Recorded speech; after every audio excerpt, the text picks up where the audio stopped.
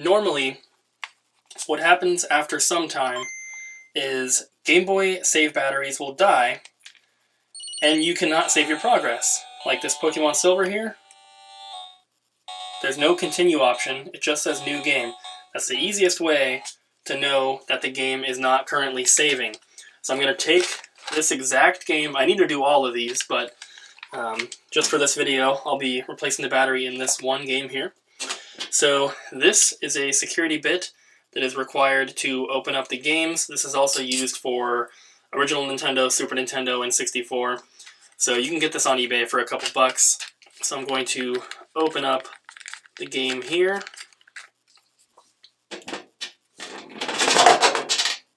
Don't let that fall. I'm using the dryer because, or the washer, because it's a metal surface. I don't have to worry about anything catching on fire.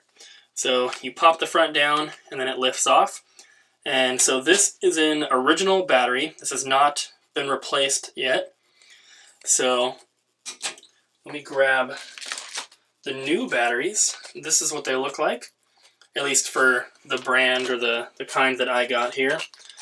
You can buy these off of eBay as well, and that's honestly probably the best place to get them because they come with the tabs, which you're going to need. So here is a new battery.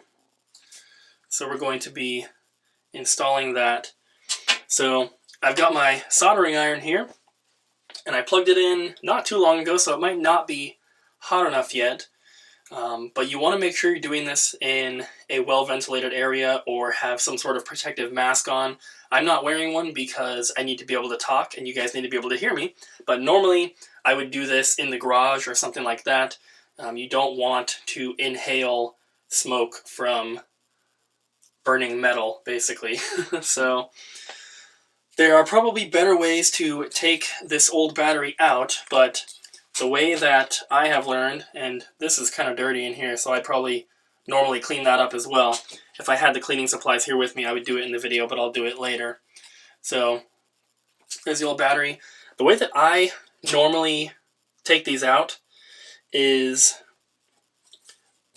I will grab this little tab here, if I can, or I'll shove the pliers underneath. So I'm pulling the battery up a little bit. I don't know if that's going to show up very well, but I pulled the battery up just slightly so that I can get the pliers underneath it. And then I use a soldering iron to desolder one of the contacts here. And I do it by putting a little bit of pressure, and so when I desolder it, it should pop off.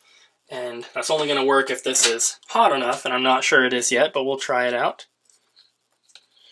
So you push down, there we go. So luckily it is heated up.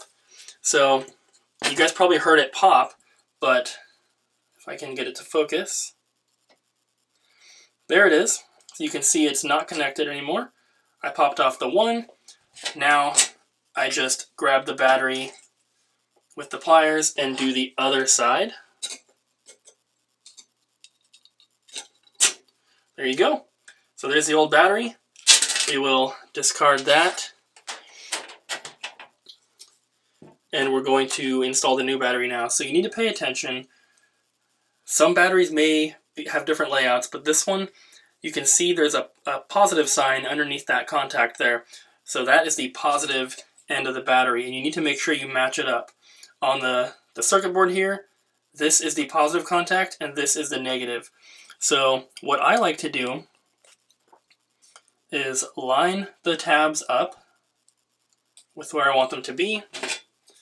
Then I use my pliers to hold the battery in place a little gently. You don't want to crush the board or anything.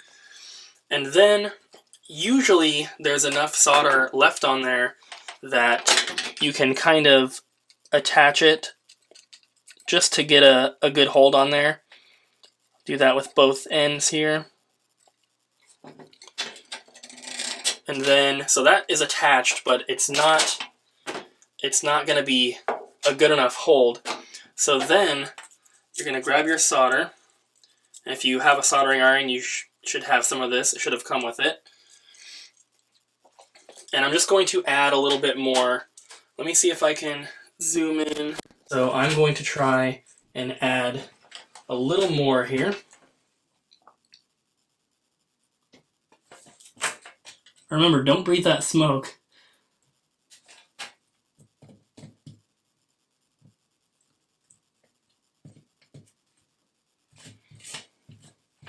There's that side.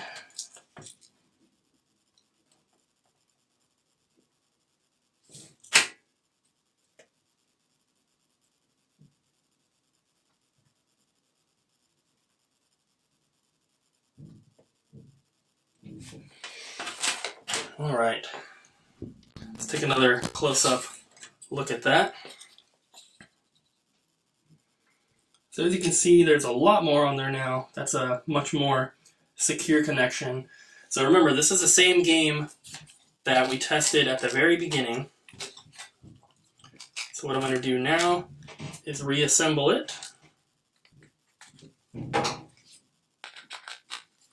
This is a very easy process.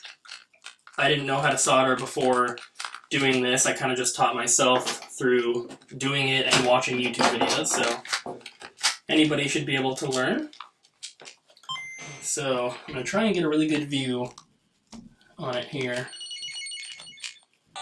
So we're going to click through, make a new game, and I'm probably going to speed up this process here.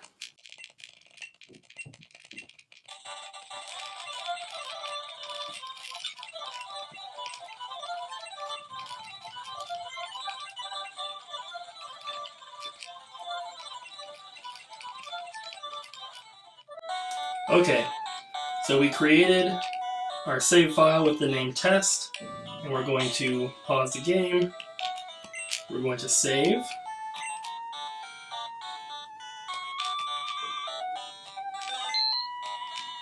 Alright, now we're going to shut it off, turn it back on, and it should show a continue feature now instead of just showing new game. And if it does show the continue, that means that we did it correctly. So as you can see, it is now saving, and this should be good to go for 10 to 15 years depending on the usage, but that's normally about how long the batteries are supposed to last. So thank you guys so much for watching this tutorial. I hope you found it helpful and interesting, and if you liked the video, please like the video, leave a comment down below, and subscribe for more retro game content. Thank you so much for watching.